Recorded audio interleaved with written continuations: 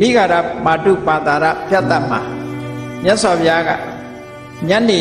နေမဝင်ခင်အနောက်ကနေလေးထိုးနေတဲ့အချိန်မှာမြတ်စွာဘုရားကအရှိပဲလှည့်ပြီးတော့ထိုင်တော့နောက်ကျောကသင်္ကန်းလေးကအောက်ကိုနည်းနည်းရောကျရှင်အနန္ဒာကနောက်ကကျောလေးကိုနောက်ကျောနားမှာထိုင်ရင်ကနေပြီးတော့ပြုစုနေတာနဲ့တူတယ်အဲ့ဒီအချိန်မှာရှင်အနန္ဒာကမြတ်စွာဘုရားရဲ့နေရောင်ထဲမှာပေါ်နေတဲ့ကြောကုန်းလေးကိုကြည့်ပြီးတော့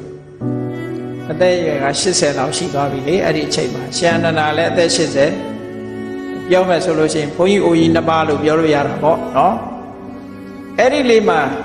ကြောလေးပေါ်ပြီးတော့ထိုင်းနေတဲ့အချိန်လေးမှာရှင်အနန္ဒာကနောက်ကနေပြီးဘာလျှောက်တော့ဆိုရှင်ဘုရားတဲ့အင်မတန်မှပြည့်စုံတဲ့မြတ်စွာဘုရားရဲ့တပ်ပယ်တဲ့ဟောဒီခန္ဓာကိုယ်ကြီးမှာတော့ဒီမှာအရေကလေးတွေတွန့်လာခါးလေးကလည်းနည်းနည်းကိုင်းလာတယ်ပေါ့သက်80ဆိုဟုတ်တာပေါ့ခါးလေးကလည်းကိုင်းလာတယ်ဗျာတဲ့ဒီစက္ကုံတရေသောတိန်တရေကနေနေရေစီဝိန်တရေဆိုတဲ့ကာယိန်တရေဆိုတဲ့ဒီအိန်တရေတွေကလည်းပဲမျက်စိနာနာလျာကိုယ်ဆိုတာတွေကလည်းနည်းနည်းလေးပုံလေးတွေဟာပြောင်းလာတယ်ပေါ့ဟောက်ပြန်လာတယ်ပေါ့မြတ်စွာဘုရားကိုအဲ့လိုလျှောက်ထူးခြားချက်ကလေးတွေတွေ့လာရတယ်ပေါ့အရေးကလေးတွေတွန့်နေတာတွေတွေ့ရတယ်ဆိုမြတ်စွာဘုရားကခုနပြောတာကိုမိတ်အေးတဲ့နုပြုံမှုအားလုံးမှာပုံမင်းမှုဆိုတာလာမှာပဲကျမ်းမာမှုဆိုတဲ့အဲမှာလည်းပဲမကျမ်းမာမှုဆိုတဲ့ဗျာဒိတ်တရားလာမှာပဲတဲ့အသက်ရှင်ခြင်းဆိုတဲ့အဲမှာလည်းပဲသေဆုံးခြင်းဆိုတာလာမှာပဲလို့ဆိုပြီးတော့မြတ်စွာဘုရားသခင်ကိုရောမြတ်ကဟောတဲ့ဂါထာလေးတစ်ပုဒ်ဟာအမတ္တမဂါထာလေးနှစ်ပုဒ်အလွန်တခါမှတ်သားစရာကောင်းတယ်တစ်ခုနော်မြတ်စွာဘုရားကိုယ်တိုင်ဇရာကိုကျိန်းဝါပြီးတော့ပြောတဲ့ဂါထာလေးကဒီတံဇံမိစရေအထုတဘောကတော့ဟေးအိုမင်းရင်ရောချင်း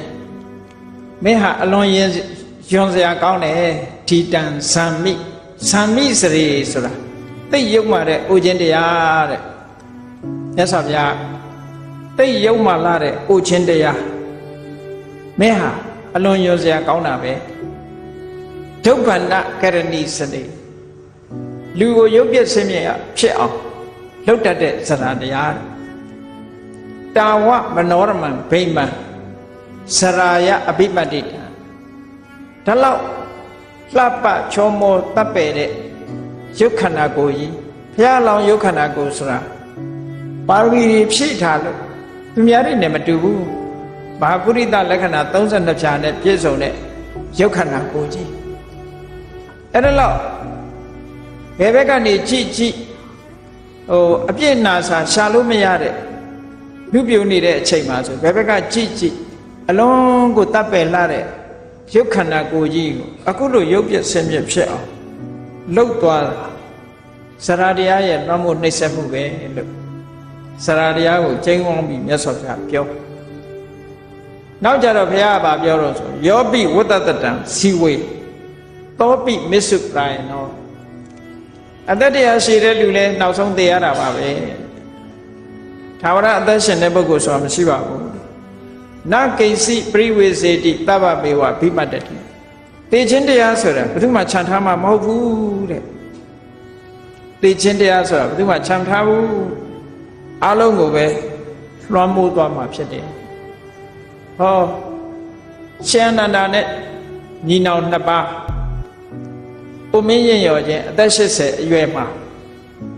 မိမိတို့ရဲ့ဘဝသင်္ကန်းစာယူပြီးဘုန်းကြီးတို့တွေကတန်ဝေ